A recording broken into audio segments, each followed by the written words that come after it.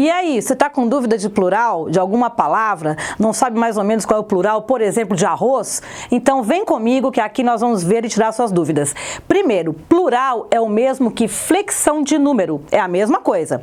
E a base do plural em língua portuguesa dos substantivos é exatamente colocar o S, o nosso famoso e querido S de plural. Só que é sempre assim? Não, a regra geral é colocar o S em palavras que terminam com vogal.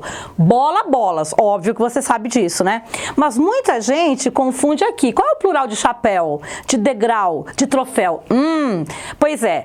É só colocar o S, pessoal, é troféus, chapéus, degraus. Por quê? Porque essas palavras, esses substantivos terminaram em vogal. Agora, o grande problema é quando o substantivo termina em consoante ou termina em ão, que é um plural complicado, tá? Então vem comigo, olha só. Se o substantivo terminar em R ou Z, o S sozinho não vai dar. Para fazer o plural de palavras como dólar, giz e arroz, você vai precisar colocar ES para criar uma sílaba. Então, o plural de dólar, dólares, revólver, revólveres, certo? E o plural de giz, gizes, de arroz, arrozes. Arrozes? Nós não falamos o plural de arroz, mas o correto é arrozes, assim como gravidez. Qual é o plural de gravidez? Ela teve 2 gravidezes de risco e não 2 gravidez. 2 gravidez é feio, tá? Então, 2 gravidezes, tá bom? Então, regra, se o substantivo terminar em R ou Z, é S, mesmo que o som não te caia muito bem, porque a gente não está acostumado com a palavra. Agora, e se o substantivo terminar em X, PS ou S? Pois é, nesse caso, é uma palavra invariável. Como assim? Lápis, vamos pensar na palavra lápis. Lápis já vem com S no final, certo? Como é que você vai criar o plural da palavra lápis? Não tem plural, meu querido. Na verdade, nós colocamos o artigo antes. Então, você tem o lápis no singular e os lápis no plural. Então, pensa na palavra lápis e veja, puxa, a palavra não tem plural. Por isso, chamamos de palavra invariável, tá? Palavra invariável. Então, o lápis, os lápis. Então, o plural é feito pelo determinante, pelo artigo. Assim também ocorre com palavras terminadas em X, como fênix, tórax, ônix. Olha a palavra tórax. Tórax não tem plural. Então, como é que eu faço para criar o plural dessa palavra? Utilizo dos artigos. O tórax para o singular, os tórax para o plural. O mesmo acontece com palavras em PS. São poucas palavras terminadas em PS no português. Nós temos alguns músculos, né? Bíceps, tríceps, quadríceps, temos a palavra fórceps, até a pirâmide de Quéops. Essas palavras seguem o mesmo padrão do S e do X. Nós temos aqui o bíceps, os bíceps. Professora, existem exceções? Claro, gente, estamos falando de língua, né? E não de matemática. Sempre há uma ou outra exceção. Aí eu convido você a ir lá no blog, olhar a aula teórica, que há algumas exceçõezinhas, principalmente com S, tá? Dá uma olhada lá porque vale a pena. Muito bem, vamos seguir? Agora chegamos a um ponto fundamental, do L.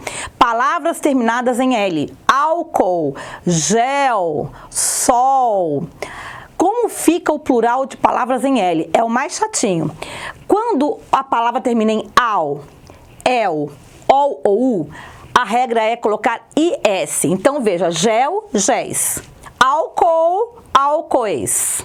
Canal, canais. Canal em al, ol, el. Agora, quando a palavra termina em IL, como funil, canil, tá? Útil, réptil, aí nós temos 2 possibilidades. Cuida, porque isso cai muito em vestibular, tá? Esse é o caso mais interessante aqui.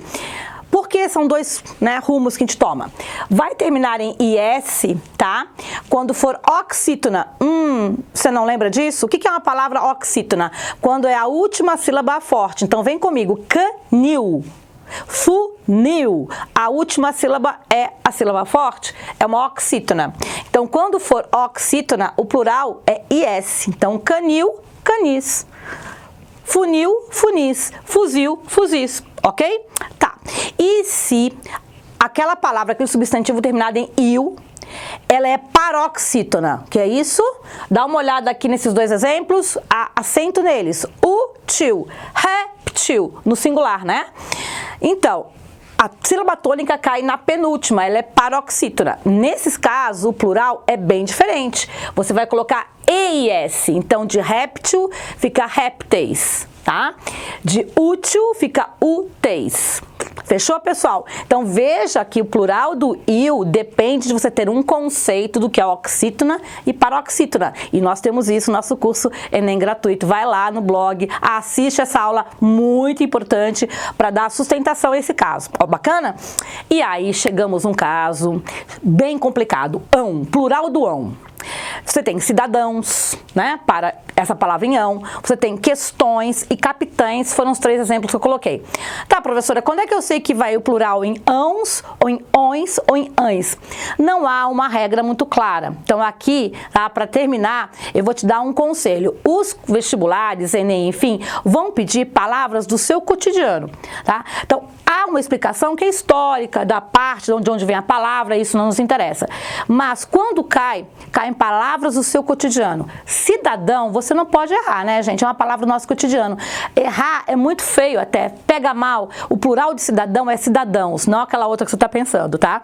E a palavra questão fica questões. Então, o que a gente propõe para vocês é que vocês saibam as principais. Vai de novo lá na aula teórica dessa matéria, que tem uma listinha bem legal de palavras terminadas em ão, que você tem de saber. Não há uma regra clara, como nós vimos a regra das demais, mas você precisa saber algumas palavras do nosso cotidiano.